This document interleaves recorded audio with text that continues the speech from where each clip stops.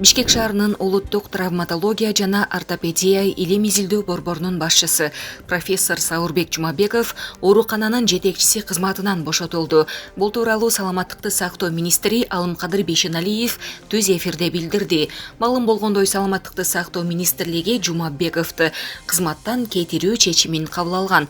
Ошондой министрлик ооруканада олуттуу реформалар жүргүзүлөт. Саурбек Жумабековдун ордуна ким дайындалганы белгилүү болду. Бишкек шаарындагы травматология жана ортопедия улуттук илим изилдөө борборуна Гулия Кожокматова директор болуп дайындалды. Бул тууралуу саламаттыкты сактоо министри Алымкадыр Бейшеналиев маалымат жыйынында билдирди. Буга чейин ал Саурбек Жумабеков кызматынан бошотулганын айтып, борбор кайрадан түзүлөрүн билдирген. Эскерте кетсек, бир нече күндөн бери министр Алымкадыр Бейшеналиев жана профессор Саурбек Жумабеков ортосунда тирешүү болуп келген. Facebook колдонуучулар, урматтуу кыргыз элим, 3-4 күндөн бери биздин илимий борборду жоюм деп министрдин мыйзамсыз баскынчылык жол менен жасаган бизге, элге, журтка, илимге, биздин ооруканага дарыгерлерге жасаган иши дагы эле токтобой жатат. Мен сиздерге айтып кетейин, ал ишинин бүгүнкү күндөгү коомдогу элдеги аты патологический врун, патологический лжец деп аталат. Сүйлөгөн сөзүнүн бардыгы 100% жалган, эч кандай факт менен далилденген эмес. Мисалы, бизде айтып атат, бул мекемени мен менчиктеп алган имишмин да. Бул мекеме мамлекеттики болгон, боло берет, мен кетсем да мамлекеттики. Бул жерде менин бир дагы мыгым жок, мунун баары мыйзам чегинде бул бекилген. Бул шаарга, мэрияга караган имарат жана жер эч кандай менчиктешилген эмес, мунун баары жалган. Бул биздин министрдин дагы бир жолу жалган айткан сөздөр болуп эсептелет. Экинчи, ал киши айтып атат, бул жерге өзүнүн жакындарына, туугандарына аптека ачып берген. Мен аптека ачып бере албайм.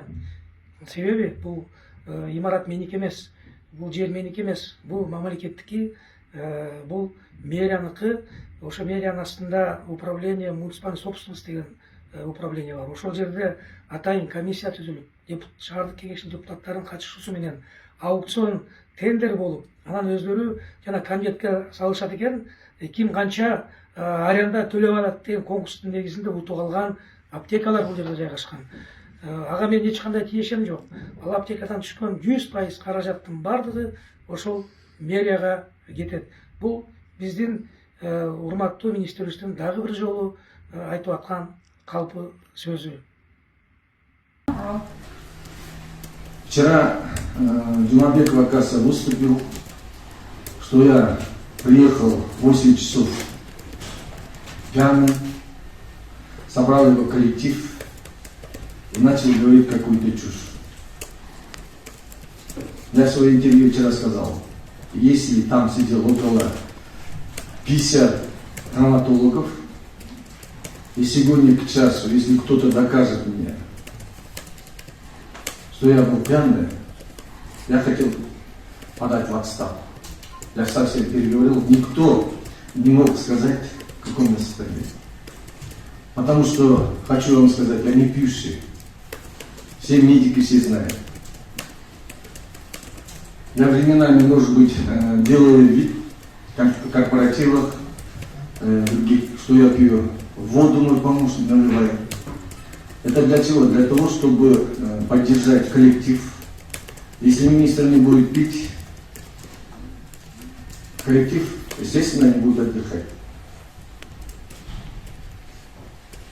И сегодня я хочу поставить точку, так называемый Бишкекский научно-исследовательский центр травматологии и ортопедии. Нету такого центра. И не было.